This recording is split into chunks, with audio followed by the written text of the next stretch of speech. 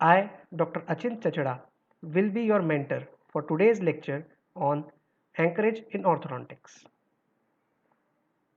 Before we begin, we should know our learning objectives of today's lecture.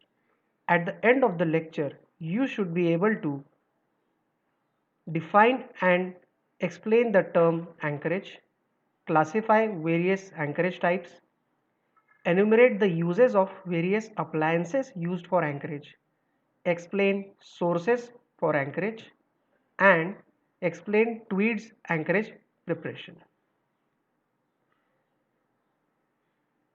So, what is anchorage? It is the term used to denote resistance to force. Now, here we are talking about force generated by orthodontic appliances. As we all know, there are many active components of removable as well as fixed appliances. These active components are used to move teeth. But simply it is not possible to consider only teeth to be moved.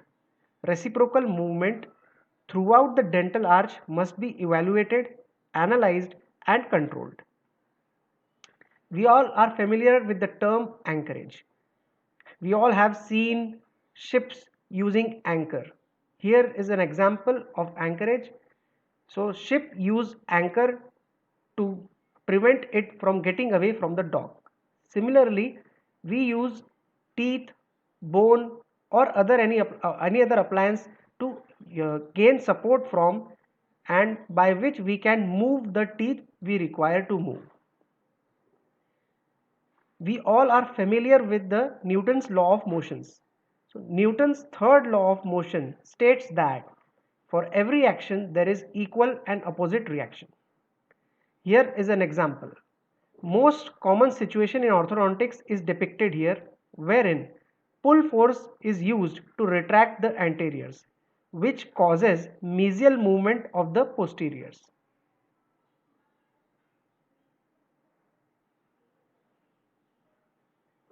However, this is not the ideal movement for us, as we might not achieve complete results due to insufficient retraction of the anteriors.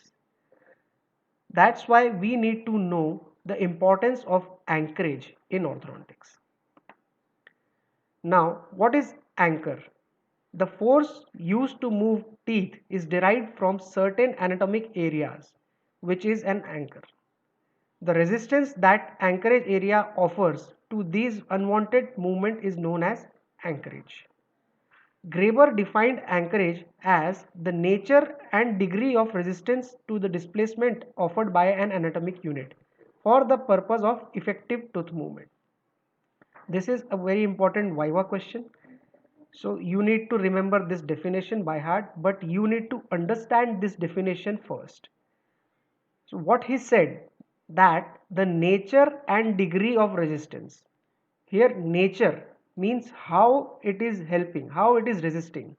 Degree and the amount by which it is resisting to displacement. Displacement of what? Displacement of the anchor unit by an anatomic unit for the purpose of effective tooth movement. So for effective tooth movement, the nature and degree of resistance offered by anchor unit is known as anchorage. So how will you classify anchorage?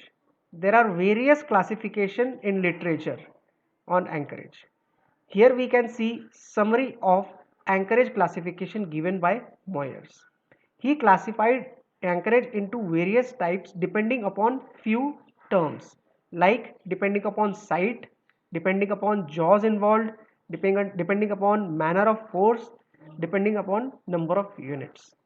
So depending on site, he divided anchorage into two types, intraoral site or extraoral. Depending on jaws involved, intermaxillary, intramaxillary. Depending on manner of force, simple, compound, reciprocal, and by number of units, single, compound, reinforced. We will see all these type of anchorage in details in coming slides. Now, according to Moyers, as per site of the anchorage, It is classified into two types, intraoral and extraoral. What is intraoral? When the anchor unit is situated in the inside the oral cavity.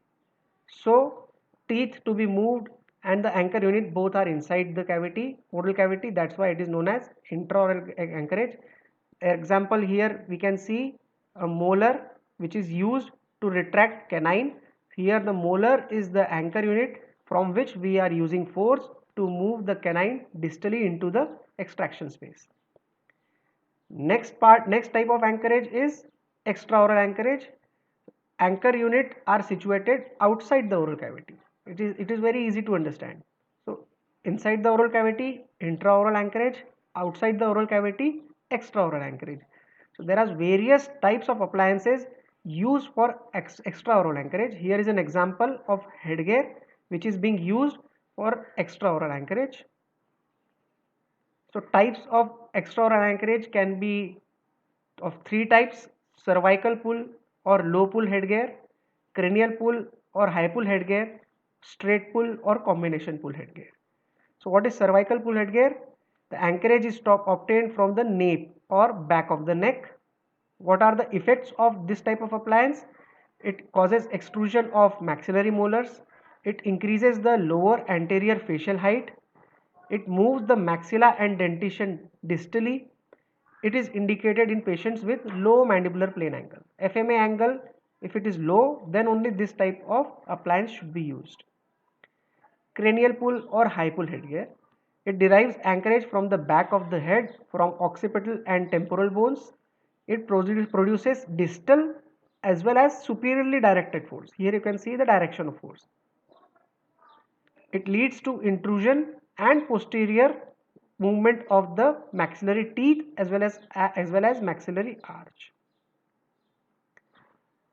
Here is a video of low pull or cervical pull headgear. See, there is crowding in anterior teeth. A cervical strap or a neck strap is used to gain anchorage from the back of the neck. This is the elastic which will generate the force. This is force generating unit. The headgear, the inner bow goes inside the molar tube, and because of distal pull, see, the appliance is moving distally. This will cause distal movement of the molars, which will create space mesial to the molars, which can be used to correct anterior crowding.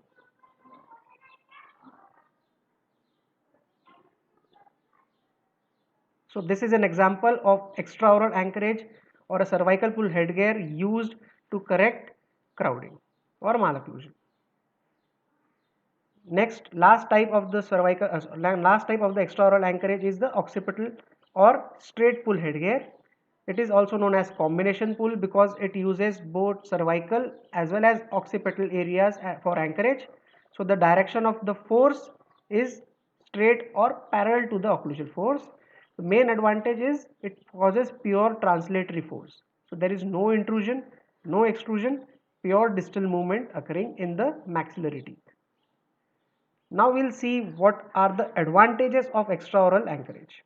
It provides additional support for intraoral anchorage. It prevents procumbency of the mandibular incisors. It prevents buccal teeth from shifting forward, and main advantage is it can move the entire arch distally. Next type of anchorage is depending on the jaws involved. It can be intramaxillary or intermaxillary.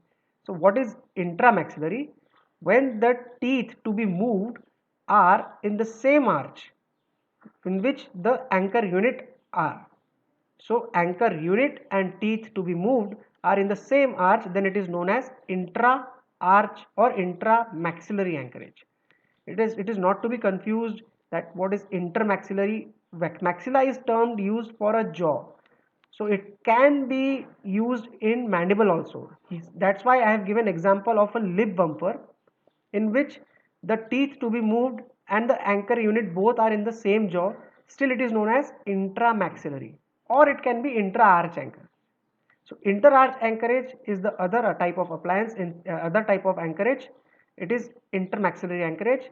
It is also known as Baker's anchorage. So it is an important Viva question. It can come as an MCQ question. So what is Baker's anchorage?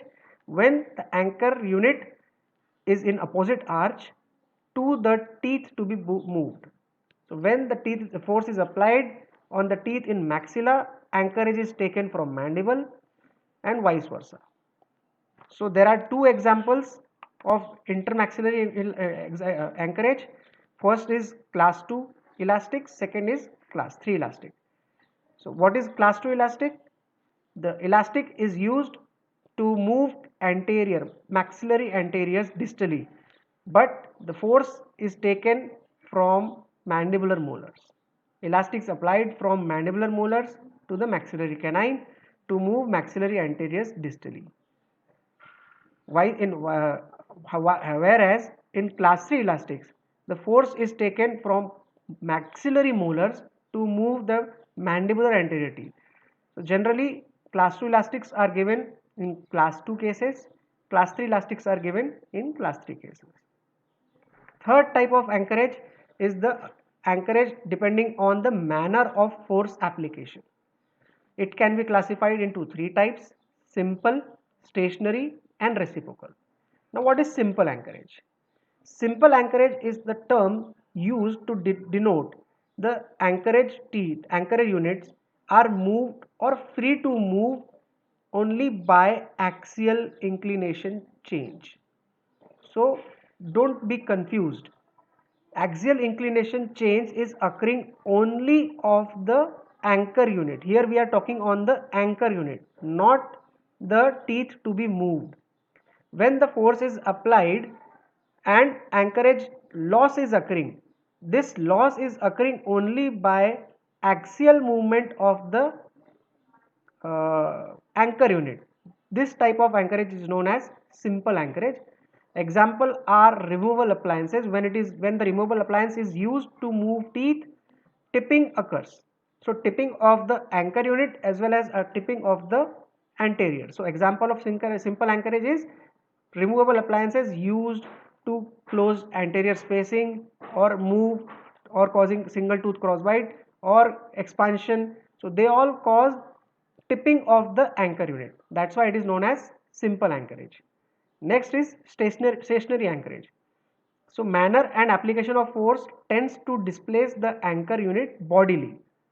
So in simple anchorage, the anchor unit tends to move by changing in the axial inclination or tipping.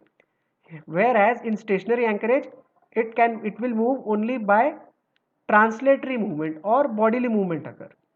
So here is an animation to depict stationary and simple anchorage. This is the figure showing simple anchorage.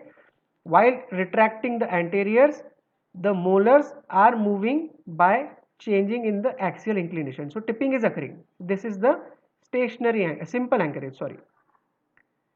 Next, when the molar is moving bodily and incisors are moving retraction backwards, this type of anchorage is the stationary anchorage. Now third type of anchorage in this type is reciprocal anchorage. So what is reciprocal anchorage? When two teeth or two sets of teeth move equal and in opposite direction. So what is happening? One or the two set of teeth is serving as anchor unit for the other side.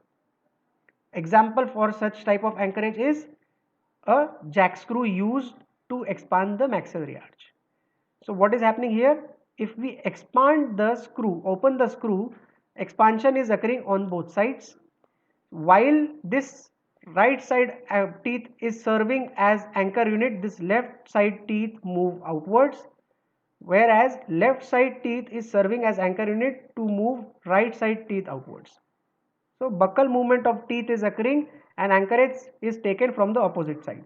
So they both are serving as anchor unit for each other.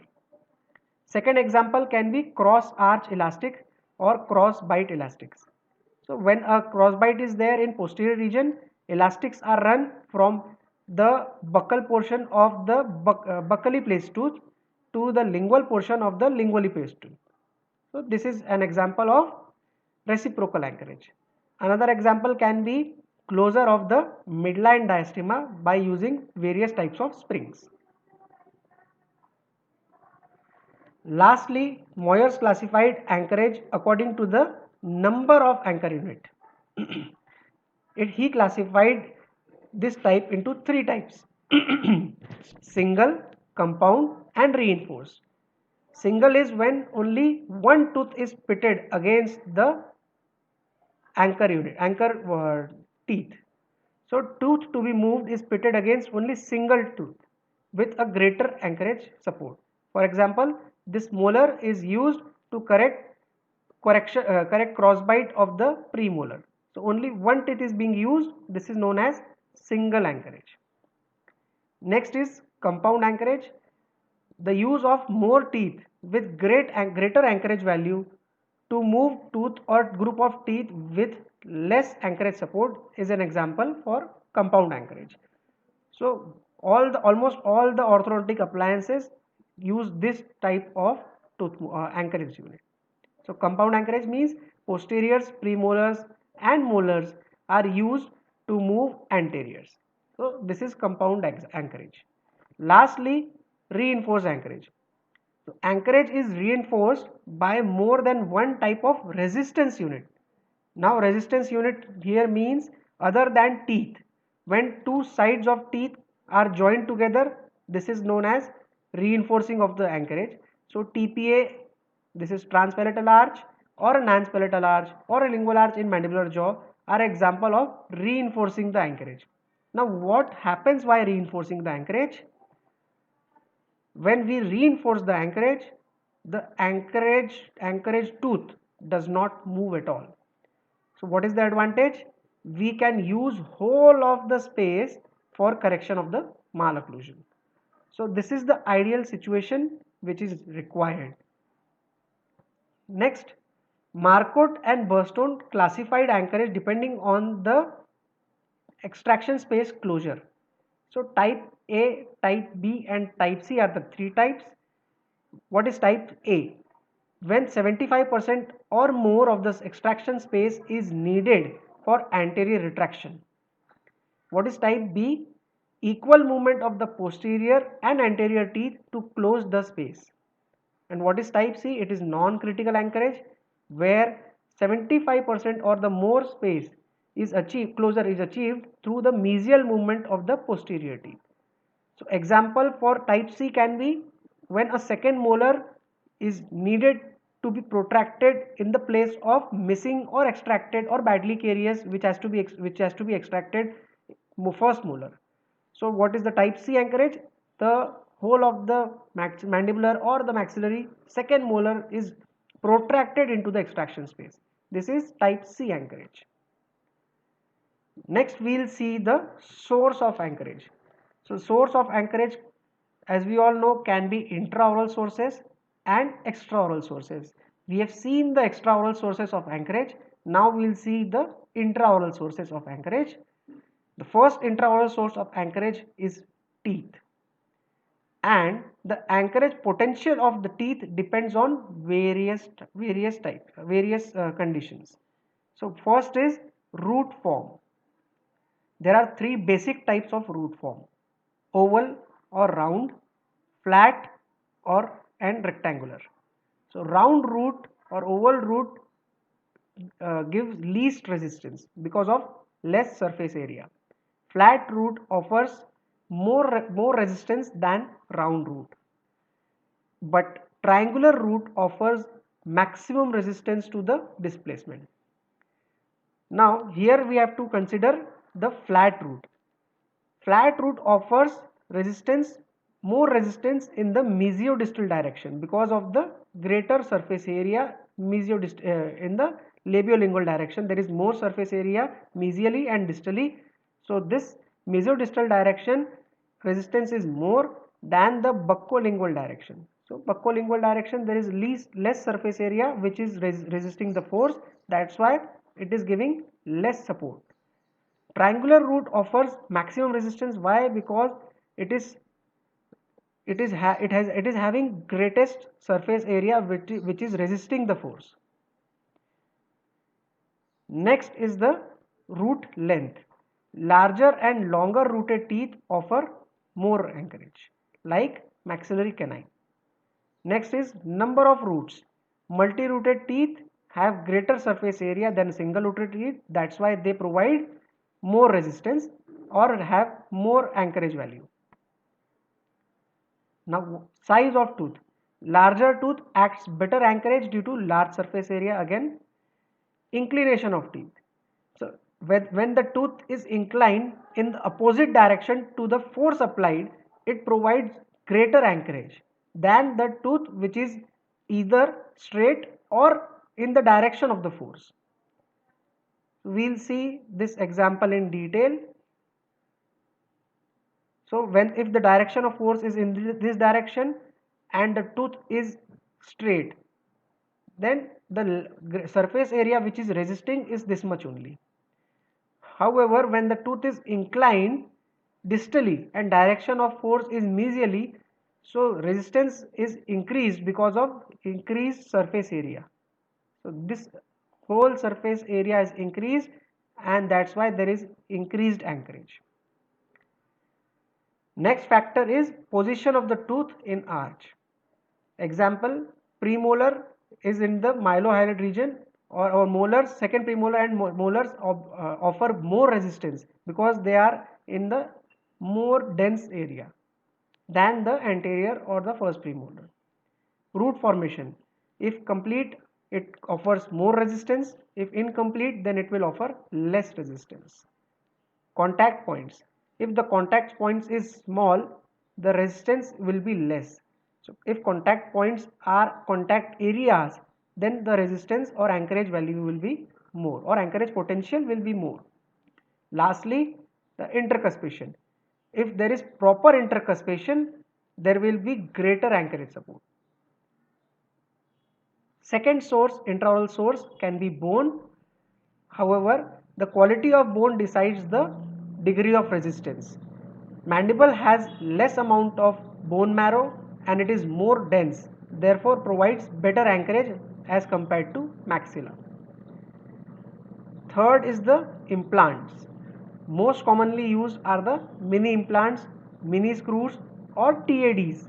It is also known as TADs like temporary anchorage device. They are used for temporary purpose, that's why temporary, used for anchorage, that's why anchorage device. Lastly, last intraoral source for anchorage can be musculature. Yes, muscle can also be used as anchorage. An example for muscular anchorage is a lip bumper. So how muscle can act as an anchorage? Lip bumper has a lip pad which rests against the lower lip and there is a U loop or a spring. This spring is activated or a U loop is activated in distal direction and this causes the distalization of the molar. Where it is taking support from? This lower lip. Lower lip has muscle orbicularis oris. So lower lip muscles are used as anchor site and it is used to move the teeth distally. See, you can see here a diagram which is showing tongue, lip muscle, this is lip pad, there is a coil spring here, lip pad is resting against the lip which is preventing the lip pad to move forward and this spring, this is a spring which is activated, it is open coil spring which is compressed, now it tends to open and this opening causes the movement of mandibular molar distally. So this space is created and this space can be used to correct crowding or any other malocclusion. Next we need to know what is absolute anchorage. When we reinforce anchorage with various appliances like transpalatal arch, lingual arch, transpalatal arch or extraoral devices, some amount of anchorage loss occurs. That's why that is not absolute anchorage. So what is absolute anchorage? None of the movement of the anchor unit occurring. This type of anchorage is also known as absolute anchorage. and it can be provided only by the implants. With the advent of mini implants or mini screws or bone screws, anchorage loss can be decreased to almost zero. So here is an example: temporary anchorage device or mini implant placed in the alveolar bone between two molars, and an E-chain is used to pull the teeth distally, anterior teeth distally. So there is no force taken from the molars or posteriors. That's why the force is resisted only by the screw and the alveolar bone. So there is no chance by which these molars will come forward. So this temporary anchorage device can be of two types. This can be various types, but for the undergraduate purpose, you need to know only direct anchorage.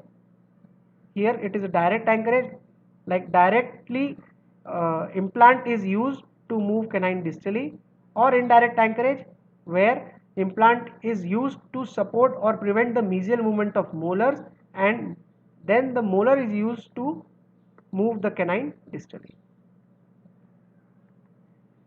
Next is the term cortical anchorage. It was given by R.M. Ricketts.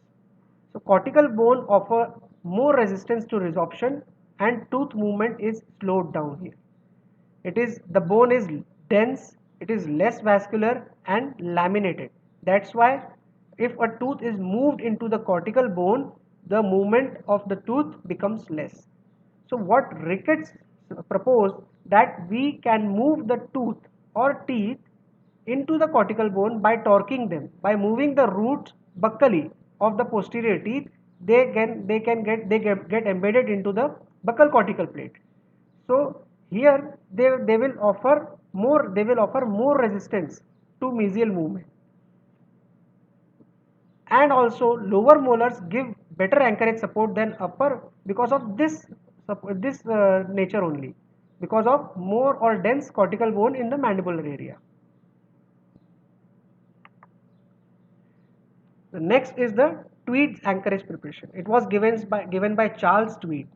He found that anchorage to be stable when inclination of lower molars are at right angle to the force acting over it, as they resisted the forward displacement between upper and the lower apical bases. He divided anchorage preparation into three types: first degree anchorage preparation, second degree anchorage preparation, and third degree anchorage preparation.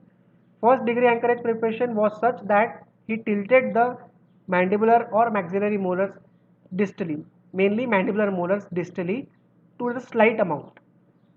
Then second degree, it was such that the distal surface and the distal marginal ridge of the mandibular molars will touch the distal gingiva. And third degree anchorage preparation was such that the marginal ridge was embedded into the gingiva. The inclination of teeth was such that. However, this type of anchorage preparation is obsolete now. With the advent of implants, it is not necessary because of disadvantages that at the end of the treatment, the molar inclination was needed to be corrected into the upright portion, and it took more time. There was chances of more root resorption also. Now we will see few terms. What is anchorage value? So when a force is applied, it is possible to identify teeth to be moved, active components applying force, and anchorage resisting the opposing force. The basic determinants of the anchorage values are force magnitude, which has to be resisted, pressure distribution in the periodontal ligament, root morphology, space available, and neighboring structure. What is anchorage management?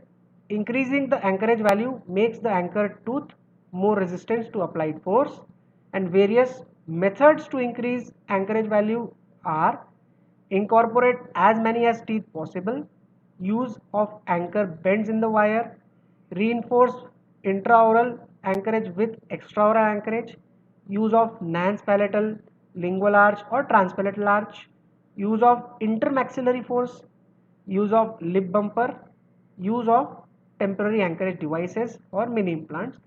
Last option is the most commonly used option now.